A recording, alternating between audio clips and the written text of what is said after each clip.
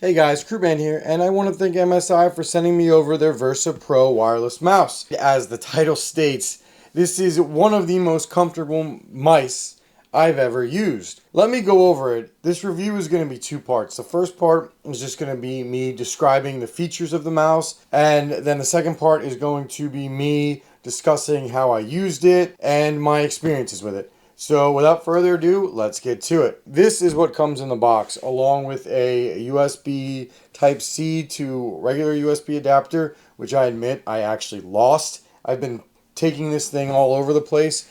I've been using it with my laptop and my desktop, so it's not pictured here, but there is one included. So first, let's go over the cable. The cable is just your standard USB Type-C cable, which is nice. It connects right here in front of the mouse, which is pretty cool. So let's start off with the features that I really like on this thing.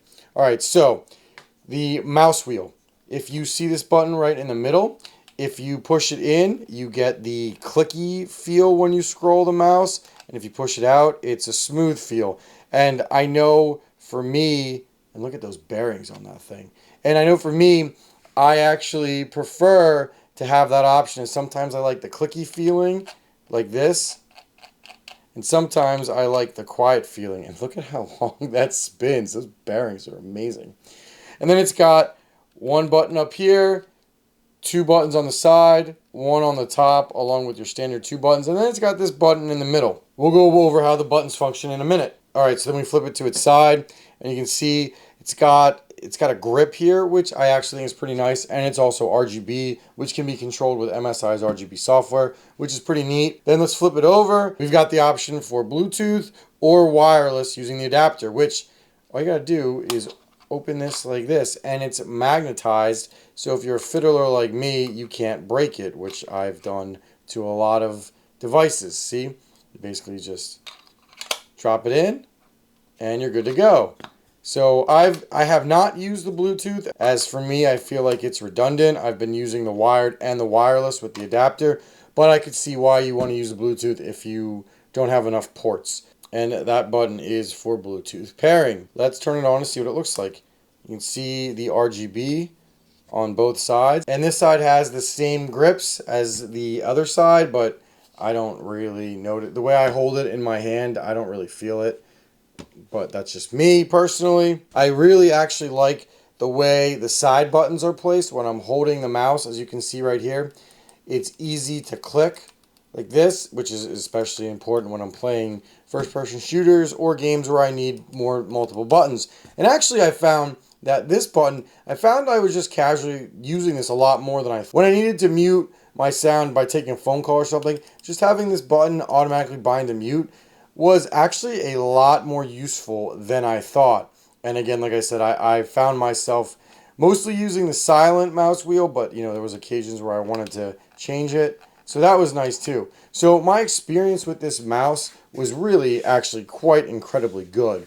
I used it for, I want to say, about a week and a half now. I used it on a 4090 laptop and a 5090 PC. I played Helldivers, which is where I really messed with the mouse bindings. I played a little bit of Counter-Strike and Call of Duty, which honestly I didn't. I really just used these two buttons. And I do use the mouse wheel up and down for my grenades. And I actually found it was nice to be able to change it because I didn't really like it this way. I felt like it had too much give and it was too easy to hit. Whereas when I made it a little rougher, it was a little less sensitive, which actually helped me. So overall, this mouse is very good. I plan on replacing my Razer Death Adder that I am using on my current computer with this mouse. So this will actually be my main mouse. Now, as far as the cost, currently, as of the time of release, MSI has a special where this is $90, but normally it goes for about $109. Is it worth it? It's funny because I used to be pretty cheap as far as mice go. I used to try to spend like $15 to $30 on them. And then I get mad when they die or they wouldn't work. And they died, probably every year or so. And honestly, at this point, I'm over that.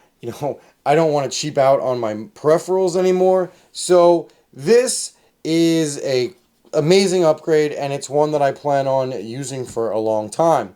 So for me, this I would definitely recommend as a group buy. $100 doesn't seem like it breaks the bank. I do like how you can charge it with the cable. Now, I guess my only complaint would be that it didn't come with a charging stand, but honestly for me, I would probably use it wired more than wireless, but having the option is very nice. When I was using this on my laptop, I found that I was ditching the cable and going all wireless. And finally, if you want to talk about the DPI on the mouse, I admit that I'm not an expert on that. This mouse review is more of a review for casual users, but you can hit this middle button to increase or lower the DPI on your mouse. So thank you guys for watching. I hope you enjoyed this review of the Versa Pro Wireless from MSI. Thank you again to MSI for sending this over to me, and I am very excited to make this my daily driver on my desktop, and frankly, maybe on my laptop too. I might end up taking this with me, as I think I'm going to replace my laptop mouse as well.